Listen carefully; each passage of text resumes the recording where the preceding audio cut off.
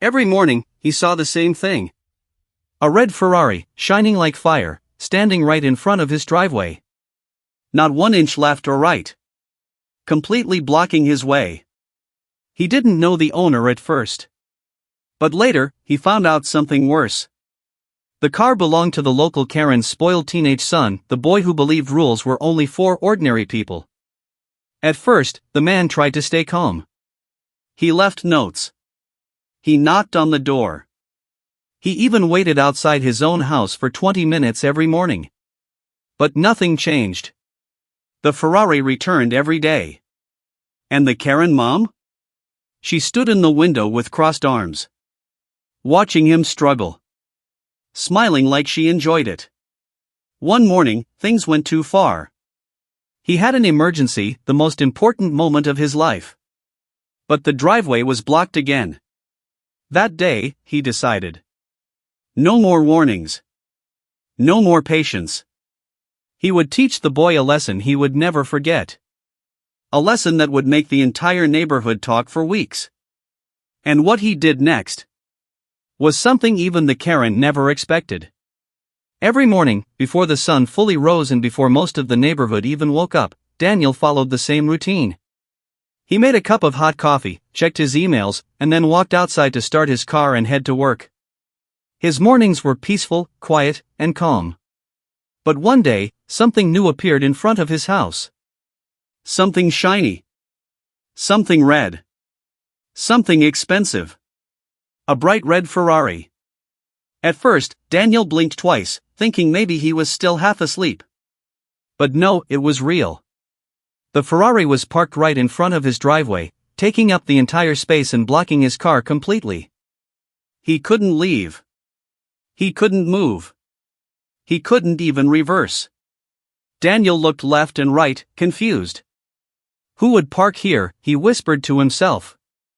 He walked around the Ferrari. It looked brand new, polished, and so clean it reflected the morning sun like a mirror. But no note. No apology.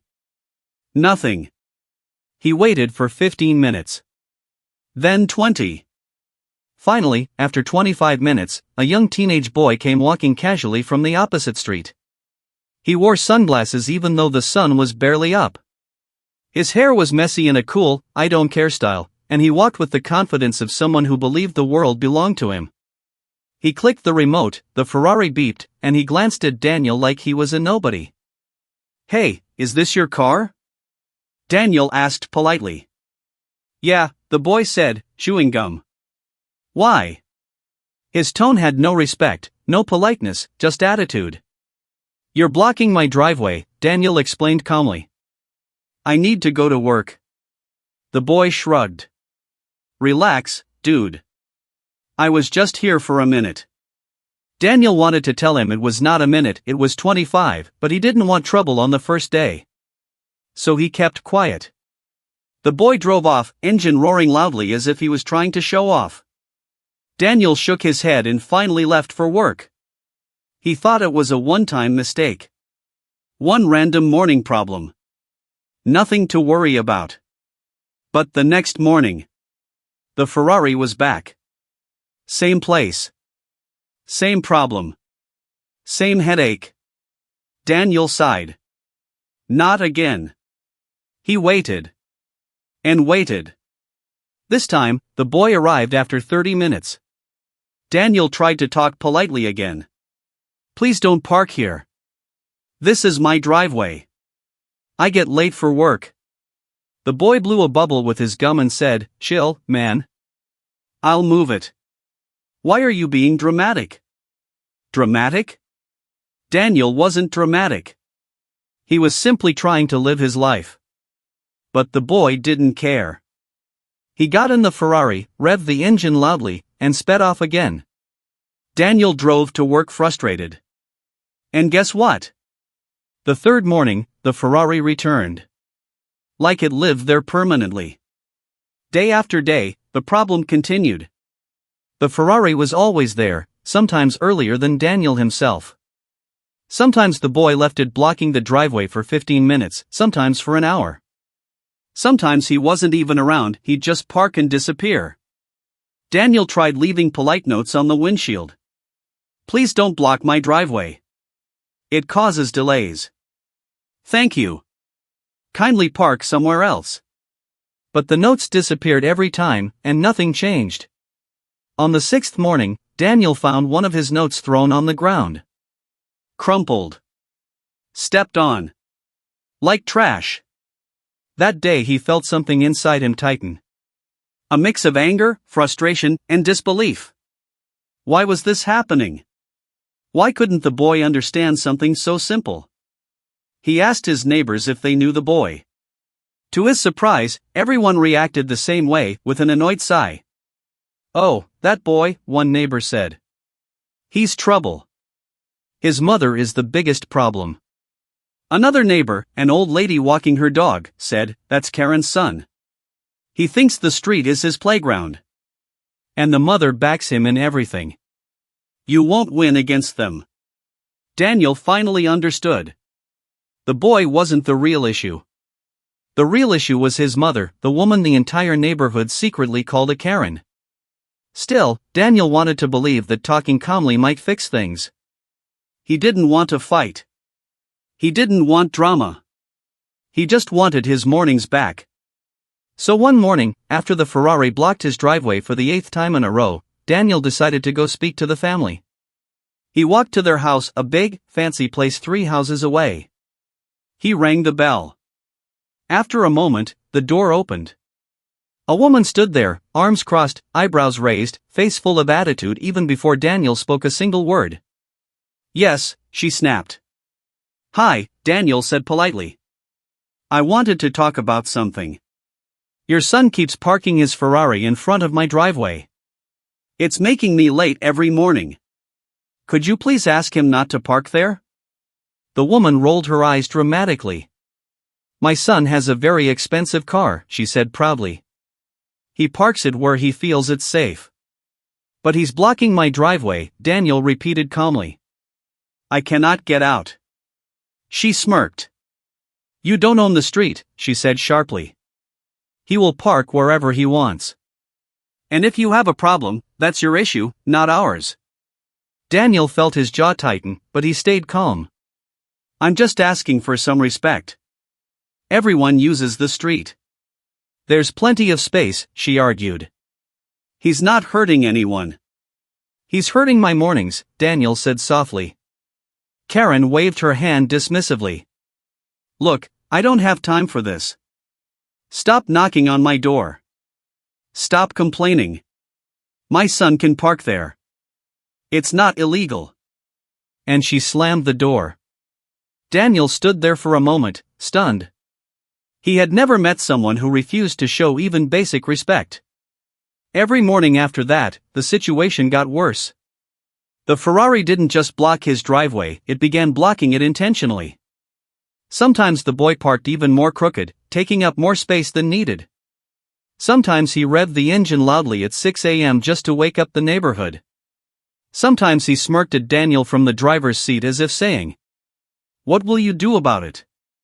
By the 10th morning, Daniel realized something very clear. This wasn't a mistake. This wasn't an accident. This was a game. A show of power. A spoiled boy doing whatever he wanted. Backed by a mother who believed rules were for other people. And Daniel knew, deep inside, that this problem wasn't going away on its own. This was only the beginning. The next morning felt heavier than usual. The sky was gray, the air was quiet, and even the birds sounded tired. Daniel stepped out of his house with a hope, a tiny hope, that maybe, just maybe, the Ferrari wouldn't be there today. But life wasn't that kind. The bright red Ferrari stood there again, shining like it owned the whole street. Blocking his driveway. Blocking his day. Blocking his patience. Daniel closed his eyes for a moment and took a deep breath. This has to stop, he whispered to himself. He checked his watch. He was already running late. This time, only one thing made sense: he needed to talk to the boy's mother. Not politely through notes. Not from afar. He needed a real conversation. For a moment he hesitated. He wasn't the type of man who liked confrontation. He didn't like arguments or drama. But he also knew that sometimes silence becomes a bigger problem. And right now, silence had brought a Ferrari to his driveway every morning. So he took a deep breath and walked toward the boy's house. The first look at the Karen house. The house stood larger than the others, painted in bright beige with a tall, white door and a porch that looked like it was built just for showing off. It was the type of house where everything was too much, too many flowers, too many decorations, too many look-at-me vibes. Daniel rang the doorbell. No answer. He rang it again, louder. Still nothing. He was about to leave when the door suddenly swung open with a sharp click. A woman appeared dressed in a robe that looked expensive, hair tied tightly, face covered in heavy makeup even though it was morning. Her expression? Pure annoyance. As if Daniel had disturbed her sweet royal sleep. Yes, she snapped. Her tone wasn't confused. It wasn't curious. It was irritated, like she already hated the person standing outside before even knowing who he was. Daniel cleared his throat. Good morning. I live down the street. Your son's Ferrari keeps blocking my driveway every day, and I can't get my car out. Could you please ask him not to park there? He said it gently. Slowly. Respectfully. But respect doesn't work on someone who believes they are above everyone. Her eyebrow arched sharply. She crossed her arms in a way that said, I'm ready for drama. Are you seriously here about parking? She scoffed. Yes, Daniel answered softly. It's becoming a daily problem. She smirked, not the friendly type, but the type that made people want to say a prayer. My son drives a Ferrari, she said proudly, emphasizing the word as if Daniel should fall to his knees. Yes, I noticed, he replied. He parks it where he feels safe, she said, shrugging. There are too many thieves here. Daniel blinked. Thieves? In this quiet neighborhood? Her excuse was ridiculous. But he's blocking my driveway, Daniel repeated. That's private property. I can't leave my house. She rolled her eyes dramatically. You don't own the road. No, Daniel agreed, but I do own the driveway. She took a step closer. Look, she said, my son has a very tight schedule. He's a hard-working boy. He uses his Ferrari for important activities. Daniel nearly laughed. What important activities? Driving around with music so loud it shook the trees? Still, he tried to be calm. I understand, but... She raised a hand. A single finger. Silencing him like he was a child. You're stressing too much, she said. Just adjust your routine. Wake up earlier. Leave earlier. Problem solved. Daniel felt a spark of anger inside, but he kept his voice steady. I shouldn't have to change my life because your son ignores basic parking rules. The woman's expression changed instantly. Her eyes narrowed, her lips tightened. There she was. The full, true, powerful form of a Karen. How dare you, she hissed. My son is special. He does not follow the same rules as everyone else. Don't forget that. Special? Daniel repeated. So special that he blocks people's driveways every morning? She gasped dramatically as if he had insulted her queen. That's it, she snapped. If you have such a big problem, call someone. But don't come to my house and bother us again. We don't have time for your complaints. Daniel stared at her, stunned. Was she serious? Complaints? He had only tried to speak once. He opened his mouth to reply, but she already started closing the door. My son will keep parking there, she said, her voice turning cold. And if you touch his car or leave notes again, there will be consequences. Slam. The door shut in his face. Daniel walks back, a different man. Daniel walked back slowly, feeling like he had entered a different world, one where logic didn't exist and arrogance was the law. Each step felt heavier because he finally understood the truth. This wasn't just about parking. This wasn't just about a Ferrari. This was about a mother who believed her son was untouchable. And that made the situation dangerous. When Daniel reached his house, the Ferrari was still sitting there, shining proudly in the morning light. The boy wasn't anywhere in sight. Just the car. The symbol of the problem. He stood there and stared at it. Before he met the mother, he thought maybe the boy was careless. Maybe he didn't realize the trouble he caused. But now he knew the boy was spoiled. And the mother was the reason. Daniel finally understood something important. This problem wouldn't end with a polite conversation. This family wasn't interested in peace. They were interested in dominance. And Daniel felt something shift inside him. Not anger. Not revenge. Something deeper. A quiet fire. A calm decision brewing inside. This wasn't over. Not even close. After meeting Karen, something inside Daniel changed. Not loudly. Not violently. But silently, like a quiet storm forming behind calm skies. He realized something important. He was dealing with people who had no respect for boundaries. No respect for neighbors. No respect for anyone but themselves. But Daniel was not someone who gave up easily. He believed in fairness. He believed in logic. And he believed that small warnings, given in the right way, could fix almost any problem. So he tried everything. The first warning, the note. The next morning, the Ferrari was back, resting across his driveway like a king who didn't care about the people he ruled over. Daniel sighed, took out a sticky note, and wrote the most polite message he could think of. Please do not block my driveway. It is causing problems every day. Thank you. He placed it gently on the windshield, making sure it wouldn't fall. For a moment, he felt hopeful. Maybe the boy would read it. Maybe he would realize Daniel wasn't being rude, just asking for basic respect. But when Daniel returned from work that evening, he found the same note. Crumpled on the ground. Stepped on. Soaked from lawn sprinkler water. It lay there like trash. Like his kindness meant nothing. Daniel picked it up slowly and threw it away. His hope faded a little. The second warning, the conversation. The next morning, the Ferrari was there again. But this time, Daniel didn't wait. When the teenage boy finally showed up, walking like a celebrity, sunglasses on, music blasting from his phone, Daniel stepped forward. Morning, Daniel said calmly. Can I talk to you for a minute?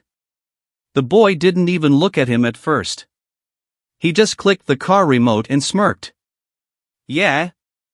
What now? He finally said. Daniel kept his voice gentle. I left you a note yesterday. I'm sure you saw it. The boy shrugged. Yeah, I saw it. And? Daniel asked. And what? The boy laughed. You think I'm gonna follow some ugly yellow paper note? Chill, dude. It's not a crime to park here. It's blocking my driveway, Daniel repeated. So? The boy smiled, the kind of smile that made people want to walk away before they said something they'd regret. My mom said it's fine. Daniel stayed silent for a moment. Ah. Those words explained everything. My mom said it's fine. The problem wasn't the boy. It was the mother's voice inside his head. Listen, Daniel tried again, I'm not trying to fight. I'm just asking for basic respect. The boy leaned against the Ferrari. You want respect, he said slowly. Then get a car like this. Daniel stared at him, speechless. And with that, the boy got in, revved the engine loudly, and sped off, leaving a cloud of exhaust and disrespect behind. The third warning, the photos. That evening, Daniel decided something. If politeness didn't work, documentation would.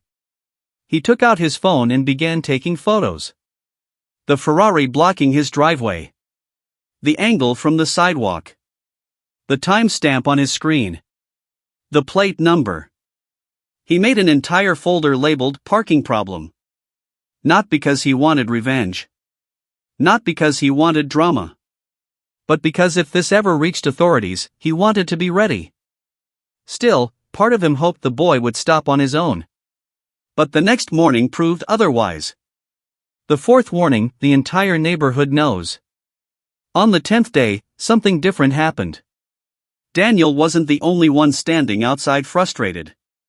Mrs. Lopez, the old woman who lived 2 houses away, was out walking her dog. She frowned when she saw the Ferrari. Again, she muttered. "That boy needs manners."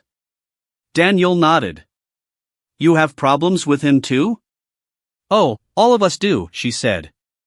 "He blocks mailboxes, driveways, even garbage cans. His mother thinks she's queen of the street." Soon another neighbor joined. Then another. They all complained about the same thing. Everyone had a story. Everyone had a moment of suffering. But they also had something else. Fear of confrontation. "Nobody wants to argue with that woman," Mrs. Lopez whispered. "She screams. She threatens. She records everything and twists the story." Daniel understood. This wasn't just a parking issue. This was years of silence from neighbors who had given up. But he wasn't ready to give up. Not yet. The 5th warning, the last attempt. One afternoon, when the boy returned earlier than usual, Daniel tried one final time. "Listen," Daniel said, walking toward him. "Let's solve this like adults. You park somewhere else, and I won't make this a big issue." The boy laughed. "Adults," he said. "Dude, you can't do anything. This street is free parking. And my mom said you're just jealous." "Jealous? Of what? Of being disrespected every morning?" Daniel didn't react. He just kept his voice steady. "This is your last warning. If you keep blocking my driveway, I will have to take action." The boy snapped his gum and smirked. "Do your worst." He got into the Ferrari and reversed in a way that almost hit Daniel's mailbox. The engine roared. The tires screeched. And the boy drove away without looking back. Daniel's breaking point. Daniel stood there for a long moment. His hands trembling, not from fear, but from controlled anger. He had tried everything. Polite notes. Friendly conversation. Respectful warnings. Talking to the mother. Talking to neighbors. Nothing worked. The boy didn't listen. The mother didn't care. The neighborhood was silent. And the Ferrari? It returned every morning like a nightmare with wheels. But Daniel was done warning. Warnings were for people who cared. And these people didn't. So that night, Daniel sat at his desk, went through his photos, organized his evidence, and made a plan. Not a plan of revenge. Not a plan of anger. A plan of justice. A plan that would make the boy and the mother finally understand one thing clearly. Respect is not optional. And everyone, even a spoiled boy with a Ferrari, must follow the rules. This was the moment Daniel changed. He was no longer the quiet, passive neighbor. He was becoming the man who would soon teach them a lesson they would never forget. For 12 days straight, the Ferrari blocked Daniel's driveway like a red curse. Every morning, the same sight. Every morning, the same frustration. Every morning, the same teenage boy acting like he owned the street. But on the 13th morning, something different happened. Something that changed everything. Something that pushed Daniel past his limit. And turned this story from annoying to unforgettable. A phone call that changed the mood. It was 6:18 a.m. Daniel was brushing his teeth when his phone buzzed loudly on the counter. He glanced at the screen. His sister's name. A rare early call. His heart tightened. His sister never called this early, unless it was serious. He picked up at once. "Hello?" Her voice was shaky. "Daniel. Dad fell. He collapsed in the living room. We called the ambulance. We're taking him to the hospital now. For a moment, Daniel couldn't breathe. His father wasn't young anymore. He had heart problems. He had breathing issues. And he had been getting weaker in the last few months. Which hospital? Daniel asked quickly. City General, she replied. Come fast. He grabbed his jacket, his keys, his phone. And rushed outside. He didn't even drink water. He didn't even lock the back door.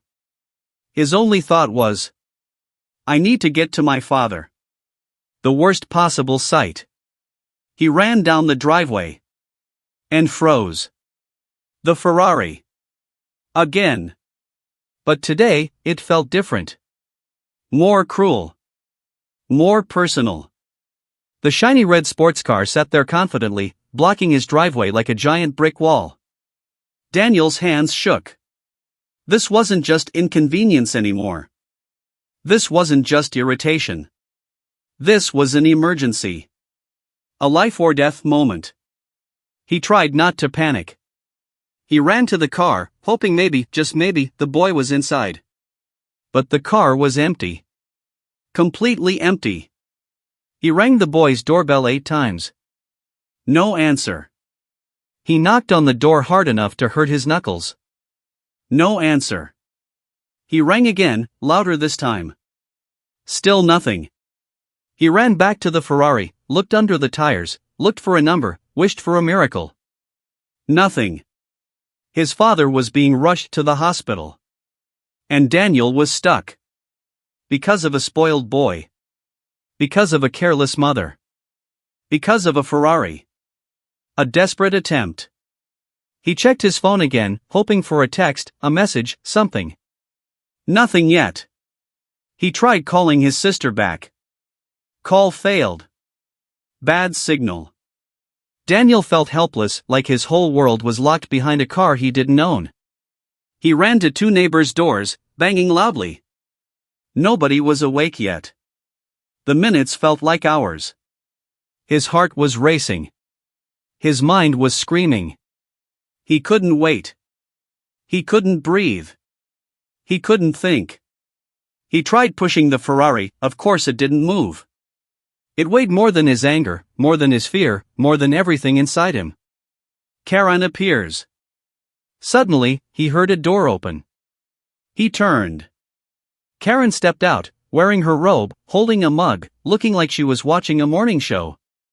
What's with all the noise? She complained. Daniel ran toward her. Please, he said breathlessly. It's an emergency. My dad is in the hospital. I need to go. Your son's car is blocking my driveway. Can you wake him up? Please. Karen raised an eyebrow. Hospital? That's not my problem. Daniel stared at her, shocked. Please. I'm begging you. Just wake him up. I need to go now. Karen sipped her coffee slowly, as if enjoying the moment. He sleeps late, she said. He's tired. Tired? Daniel whispered. My father might be dying. She shrugged. That doesn't mean my son has to wake up. He needs his rest. Daniel felt something inside him break. Not loudly, but painfully. Ma'am, please, he said softly. You know this is wrong. This time, she stepped closer, her voice cold. Touch my son's car, and I'll call the police. Daniel felt his vision blur with rage and helplessness. She went back inside. Closing the door slowly. Deliberately. Almost smiling. The moment Daniel will never forget. The next 5 minutes were the longest minutes of his life. He stood there on the sidewalk, wanting to scream, wanting to hit something, wanting to break the silence. He kept checking his phone. No update. No signal. He looked at the Ferrari again, the enemy he never asked for. And then finally.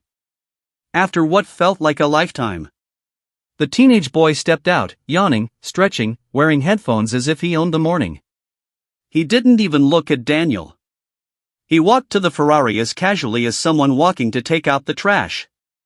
"Move your car!" Daniel shouted. "Now!" The boy took off a headphone. "Relax, dude," he said. "Why you freaking out?" "My father is in the hospital," Daniel yelled.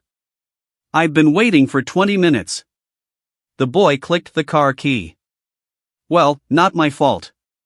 Daniel's eyes filled with anger he had never felt before. But he stayed still. He stayed silent. Because right now, getting to the hospital mattered more than getting justice. The Ferrari finally moved. Daniel rushed into his car and sped off, heart pounding, mind racing, hands shaking. At every red light, he replayed Karen's words. Her tone. Her smile. Her cruelty. And at that moment, Daniel made a promise to himself. This was not going to continue. This was not going to be forgotten. They would pay for this. Not with anger. Not with violence. But with a lesson they would never forget.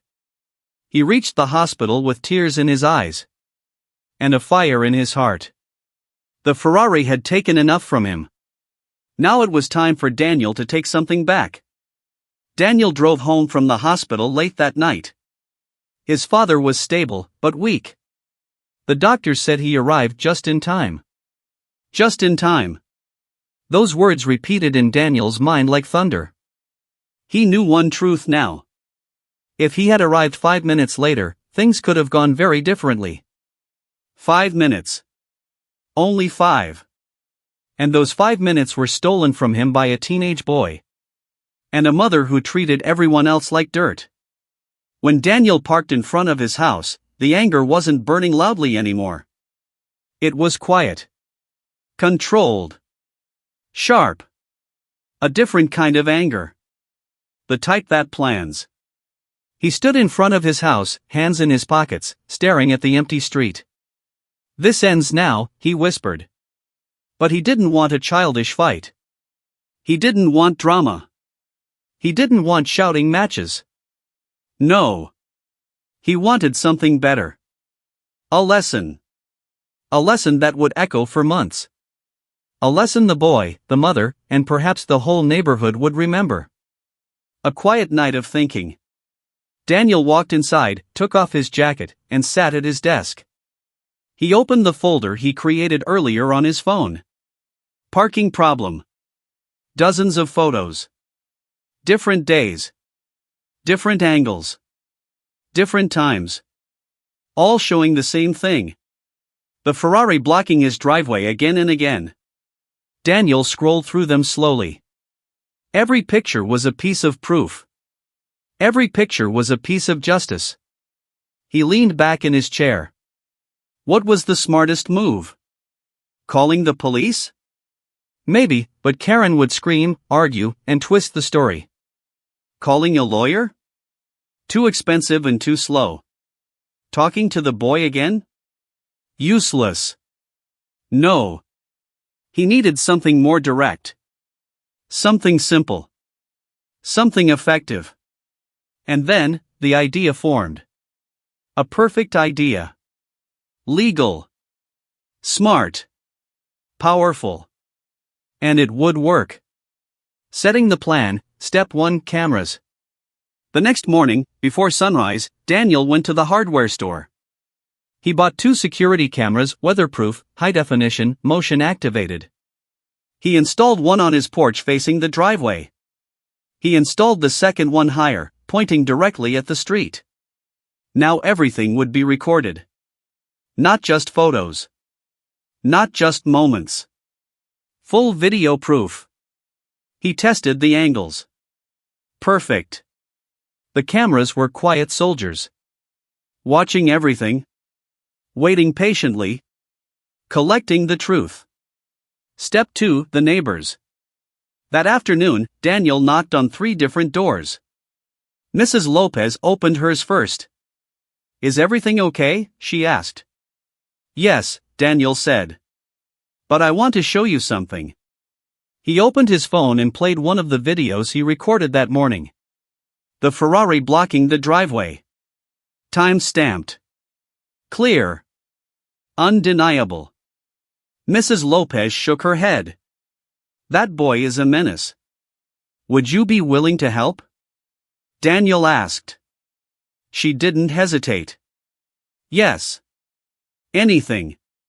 He visited 2 more neighbors. Both had the same reaction. Both agreed to help. And suddenly, Daniel wasn't alone anymore. He had allies. Witnesses. Support. The neighborhood that had been silent for years was finally ready to speak. Step 3, the call. Now came the most important step.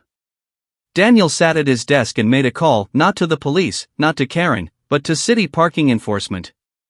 He explained the situation calmly. A car blocking a private driveway. Repeatedly. Daily. With video evidence. The officer on the phone took notes.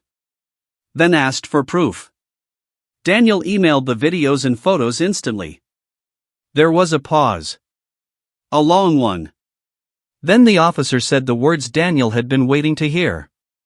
Sir, this is a clear violation. We can send a tow truck. If the car is blocking your driveway again, call this direct line. We will come immediately. Daniel wrote down the number carefully. His hands were steady. His breathing was calm. He felt something he hadn't felt in days. Control. Step 4, the trap is set. That night, Daniel couldn't sleep. Not because he was scared. But because he was ready. He knew the boy's routine. Every morning he arrived around 5:45 a.m. Every morning he acted like a king. Every morning he parked the Ferrari right in front of the driveway. So when the sky was still dark and the air was cold, Daniel made himself a cup of coffee, sat on the porch, and waited. He didn't hide. He didn't pretend. He sat in plain sight. Calm, patient, watching. Ready. The cameras were recording. The neighbors were awake behind curtains. The number for the tow truck was saved on his phone. Everything was set. All he needed was the Ferrari.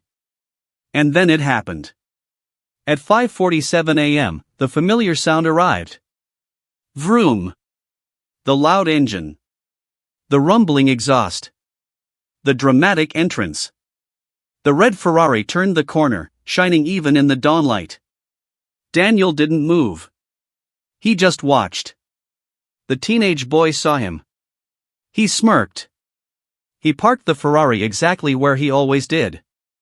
Completely blocking the driveway. He got out, stretched, looked at Daniel, and said, "Morning, dude. You look tired." Daniel smiled softly. "I'm fine." "Oh yeah," the boy laughed. "Well, I'm off to sleep. Don't wake my mom, okay?" He walked away.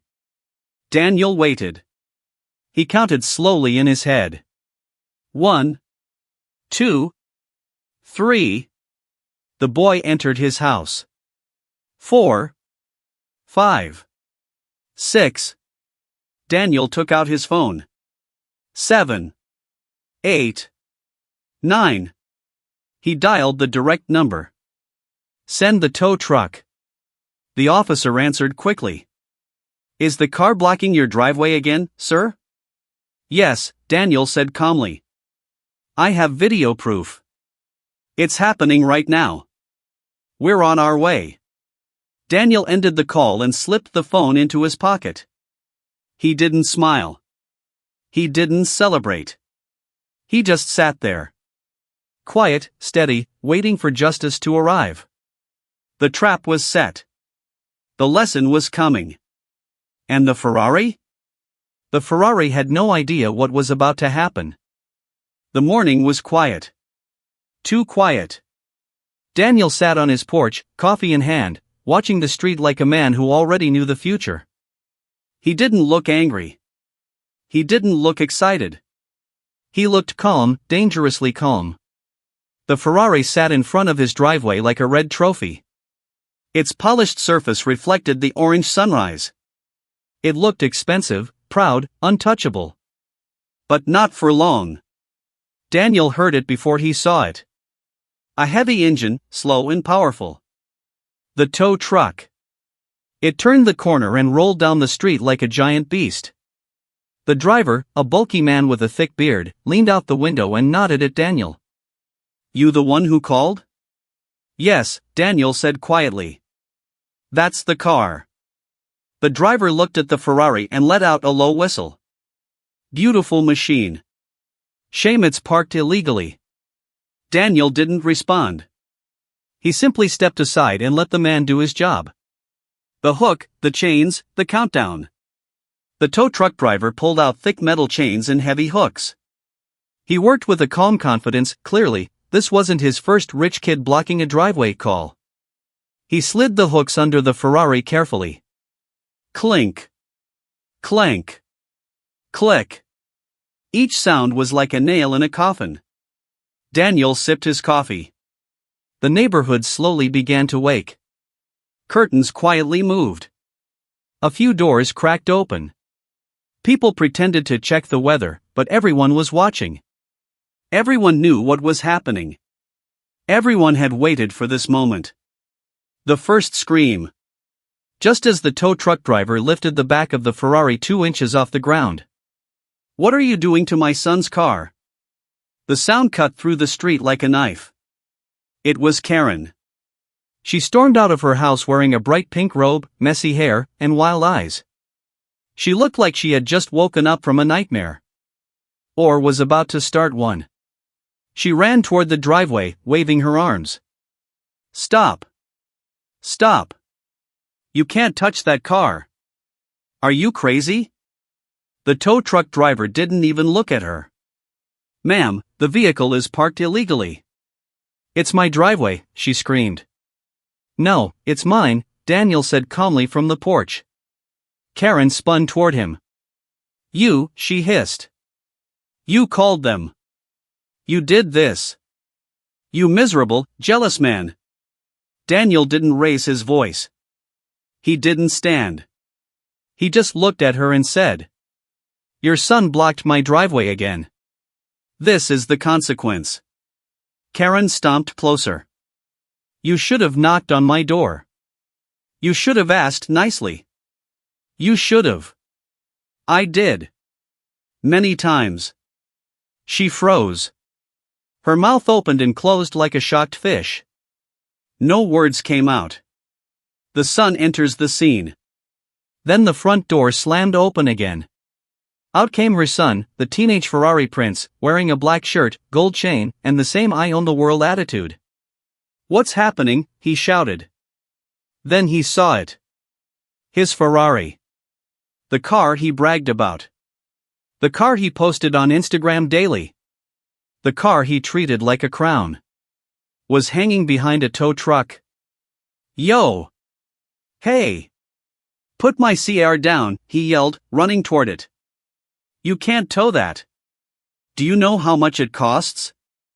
The tow truck driver shrugged. "Don't care. Call your insurance." The boy turned to Daniel. "Dude. Why? Why didn't you just tell me again? You didn't have to do this." Daniel finally stood up. "I told you many times. You laughed every time." The boy went silent. Then he tried a different tactic: anger. "This isn't fair." Daniel looked him straight in the eyes. "You're right. It's not fair. It wasn't fair when you blocked my driveway daily. It wasn't fair when you made me late for the hospital. It wasn't fair when my father almost died and I couldn't get to him because your car was in the way." The boy froze. Karen's face dropped. Even she wasn't ready for that one. The neighbors behind their curtains held their breath. For once, the street was silent. The boy swallowed hard. I didn't know," he muttered. "You didn't want to know," Daniel said. "Karen reacts, of course." Karen, realizing sympathy was slipping away, jumped back into her usual mode. "This is harassment," she yelled. "You're humiliating my family. You are bullying us. You. Daniel cut her off with calm words. No, Karen. This is responsibility. Karen pointed at him dramatically. I will call the police. Daniel didn't even blink. Please do. Karen paused. She hadn't expected that. She looked left and right, hoping for support. But the neighbors, who usually stayed silent, stepped outside. Mrs. Lopez crossed her arms. Mr. Dean stood on his lawn. Two other neighbors walked toward the sidewalk. One of them said loud enough for everyone to hear, "He blocked our driveways too." Another added, "We all have pictures." Karen's face faded from angry red to pale gray. This wasn't a battle anymore. This was a crowd. This was truth coming from all directions. The final lift. The tow truck driver checked his chains one last time. Car's secure. We're taking it. The boy rushed forward. No. Please. At least let me pay the fine now. The driver smirked. You'll pay it at the impound lot. And trust me, it won't be cheap. The boy looked helpless. His shoulders dropped. His ego cracked like glass. Karen grabbed him by the arm. We're going to fight this. We're going to sue him. We're going to. But the boy pulled his arm away. Mom, stop. Karen stared at him.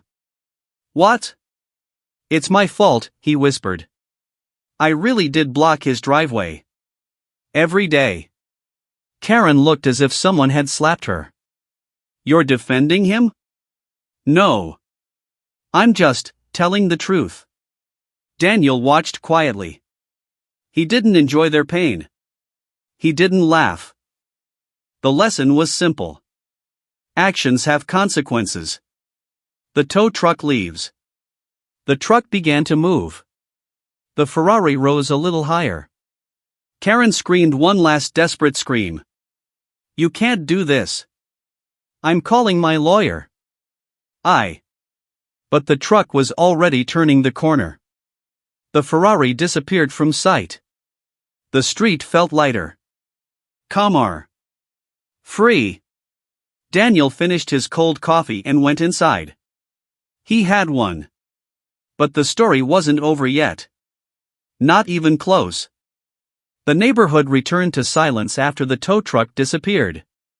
But inside Karen's house, the silence didn't last long. 15 minutes later, the shouting began. Daniel could hear Karen's voice through the walls, loud, angry, sharp, like someone dragging metal across glass. How could you let them take it? Why did you let them take your car? Her son tried to explain, but Karen didn't want explanations. She wanted someone to blame. Daniel knew this wasn't over. Not with her. Not with someone who believed the world should bend for her. As he washed his coffee cup in the sink, he heard a knock on his door. Not a polite knock. A furious knock. Daniel dried his hands and opened the door. Karen stood there with her hair brushed but her anger still messy.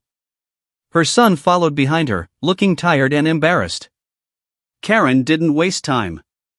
You are going to pay for the towing fee, she declared sharply. Daniel raised an eyebrow. No, he said calmly, I'm not. You caused this, she snapped. You caused this, he replied. Your son blocked my driveway. He ignored warnings. I simply used the law. Karen stepped closer, pointing her finger in his face. You think you're smart? You think you can embarrass us in front of everyone? You think you won? Daniel didn't move an inch. No, Karen, he said softly. I think you still don't understand. She blinked, confused. Understand what? The real lesson. A surprise visitor. As Karen opened her mouth to begin another burst of shouting, a car pulled up behind her. A black SUV. It parked perfectly, unlike the Ferrari ever did.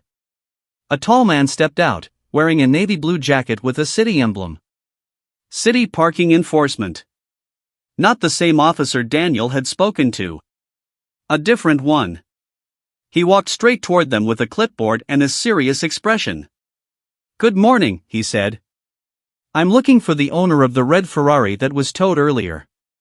Karen's expression shifted instantly, fear mixed with fake politeness. "That's us," she said quickly. "There must be a misunderstanding. We'll clear it up."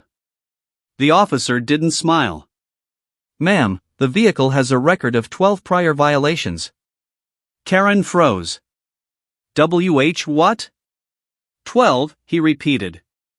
Blocking driveways, parking on the sidewalk, parking in a fire zone, and one incident involving parking too close to a hydrant. Karen slowly turned toward her son. He looked away, cheeks bright red. The officer continued. "Because of the number of violations, your car was flagged for a mandatory review. It will remain in the impound lot until the case is cleared."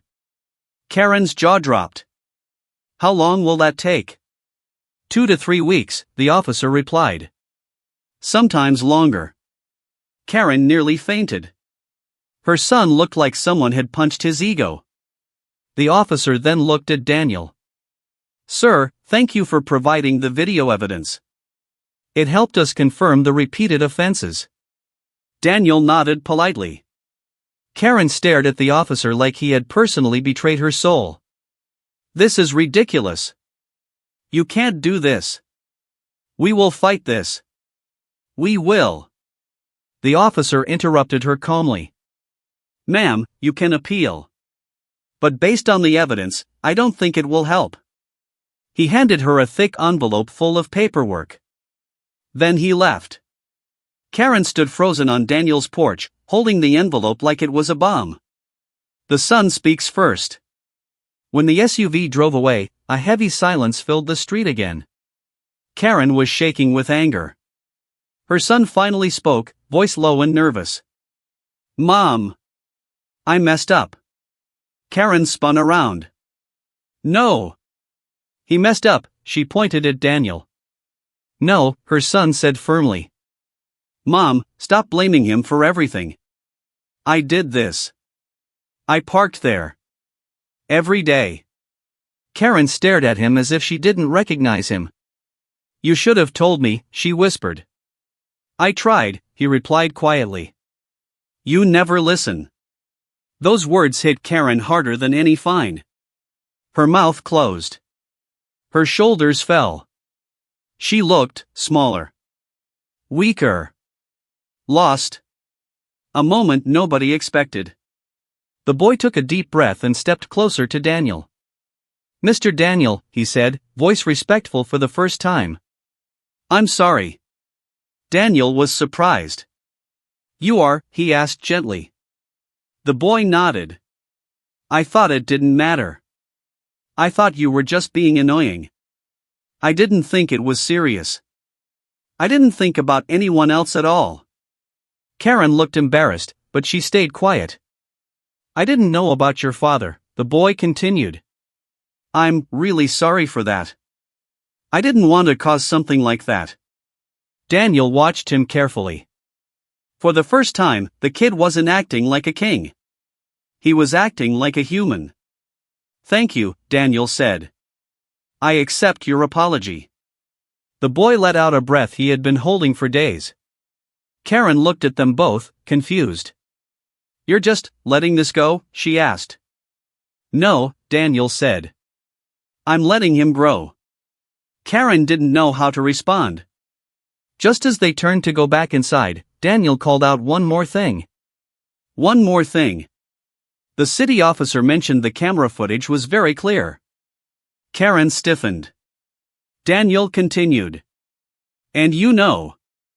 I didn't send them all the videos." Karen's eyes widened. "You have more?" "Yes," he said calmly. 4 years. Karen's face turned white. The boy swallowed hard. What are you going to do with them?" he asked. Daniel smiled softly. "Nothing. If you stop parking in front of my driveway, the videos stay with me. Forever buried." Karen let out a huge sigh of relief. The boy nodded quickly. I won't park there again, he promised. Daniel nodded. Good. Karen turned away, defeated. But before entering her house, she looked at Daniel one last time. You could have destroyed us, she whispered. Daniel shook his head. No. I only wanted you to see what you couldn't before. And what is that? She asked. That respect is free, he said, but disrespect is expensive. Karen didn't answer. She simply closed her door and walked inside, quiet for the first time in her life. The boy managed a small, grateful smile and followed her. Daniel exhaled softly and stepped back inside his own home. The street felt peaceful. Finally. For the first time in many months, Daniel knew. The problem was solved. The lesson was learned. And the neighborhood? It was safe again. The Ferrari would return one day. But it would never return to Daniel's driveway. Ever again.